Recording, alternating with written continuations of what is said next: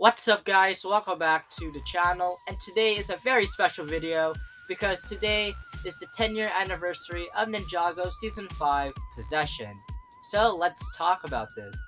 Now on this day, June 29th, today is the 10-year anniversary of Season 5 Possession. Now Possession is, if not one of the best seasons from the franchise of Ninjago, alongside with Season 4 Tournament of Elements and Season 6 Skybound. Now, this is probably the best out of the three, besides Tournament and also Skybound. But this season right here was probably the peak of Ninjago, with the best, of course, Weekend Whip, its best written villain, the best sets, and probably its best suits. Now, let's talk about the story. Now, the story is basically Wu's past, that being Moro, comes after him, and Moro needs to get his staff, which contains three clues of what his goal is. Basically, freeing the preeminent, and that being the scroll to Air Jitsu, the Sword of Sanctuary, and the Rum Crystal. And Moro achieved all of those, and he of course frees the preeminent, and the ninjas had to go defeat Moro. Even though that Moro possesses Lloyd's body, and Lloyd is of course out of action throughout the season because he is now possessed by Moro, because Moro was destined to become the Green Ninja. However, he was turned down by Wu, and now Moro is coming after Lloyd, and he sort of becomes the Green Ninja. With the other ninjas, Cole became a ghost in episode 4, and Nia became the newest ninja, aka the Water Ninja, and I really like her arc.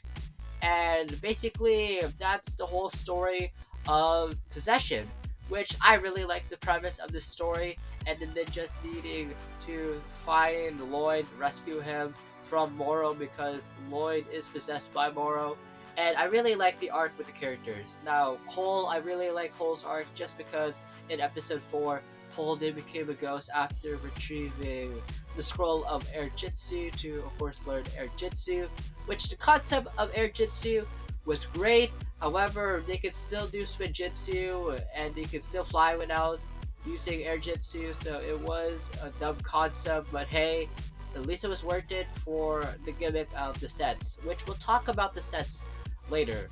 Now, with Nia's arc, really like her arc of her becoming the Water Ninja and how she gained her true potential at the end of the season. Really loved that too.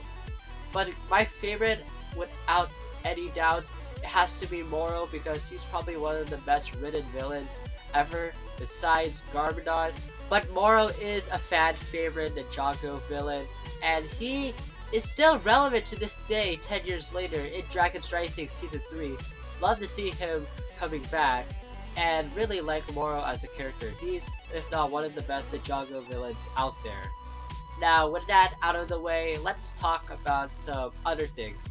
First of all, the Weekend Whip, or the Ghost Whip. By far the best Weekend Whips out there because of the tone and style, that being Ghost Hunter, Ghostbusters esque theme, which I really like the Possession theme song. Alongside with the intro, man, that's the perfect combo. I really like the Ghost Whip alongside with the intro. I really love it. Especially some of the promotional images that we got, really like those as well. But enough said about the season and the promotional stuff and other things, etc. Let's move on to the sets.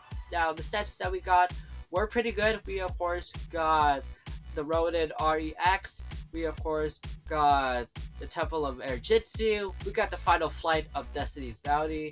We got the Titan Mech Battle. And Attack of the Moro Dragon. We also got some gimmick sets, that being the Air Jitsu Flyers, which by far probably my favorite gimmicks ever from Ninjago. I own the Zane one, and me personally, I really like the Air Jitsu Flyers. They're probably better than the original ones from 2011 and 2012, but I still stand by with the 2011 and 2012 spinners. But I just really like the gimmick of the Air Jitsu Flyers. Like, they can go really high. I just really like the Air Jitsu Flyers overall. Now, talking about the suits for this season, I really like the Deep Stone suits. This is the first time that the main ninjas use black and use their primary color as their secondary color of their suits.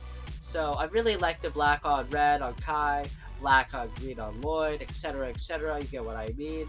And Nia's like the odd one out with, of course, maroon and Saya, which it is fine for her character. I mean, this is her first suit overall, and we're trying to give a Samurai X vibe to it. So yeah, but the core 5 ninja team plus Nia are probably one of, if not the best suits for the franchise of Ninjago. I mean, there were some good suits after on with Possession, but it's probably everyone's personal favorite suits out there. So yeah, but I don't know what else to talk about with all of season 5. I really like the sets. I really love the season. I really like their Jutsu Flyers. I really love the Ghost Whip, which unfortunately this was the only song to be released in 2015. I mean, Tournament of Elements got like 3 other songs besides its main whip, but season 5 only got 1. I mean, the Ghost Whip was kind of peak, so I ain't complaining at all. But either way, to close things off, season 5 is, if not everyone's personal favorite season. It's definitely one up there, but with the seasons after season 5, there are some good ones. So, season 5 will always be, if not one of the best peak seasons out there, alongside with Tournament of Elements and Skybound.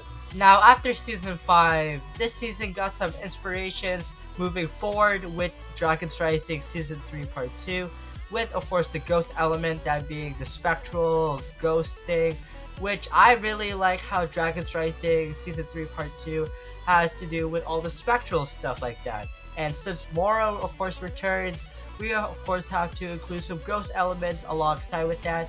And spoiler alerts for Dragon's Rising Season 3 Part 2, the spectral elements into Dragon's Rising Season 3 Part 2 was a good decision. I really like all of the spectral elements, and with of course the inclusion of the spectral lads, both being from the Departed and Cursed realms. I really like the inclusion of all of the ghost elements that was taken from Season 5 into Dragon's Rising Season 3 Part 2. But yeah, that's gonna be it on my thoughts on Possession. What do you guys think about Season 5 Possession? Is it your favorite season ever? Is it not? What do you guys think about Season 5 Possession overall in terms of the season itself, the sets, the suits, everything else I talked about in this video? Leave all your thoughts down in the comments down below. But until then, I hope you guys enjoyed this video. Make sure you guys subscribe, turn on notifications whenever I post a brand new video. And until then, I'll see you guys next time. Bye!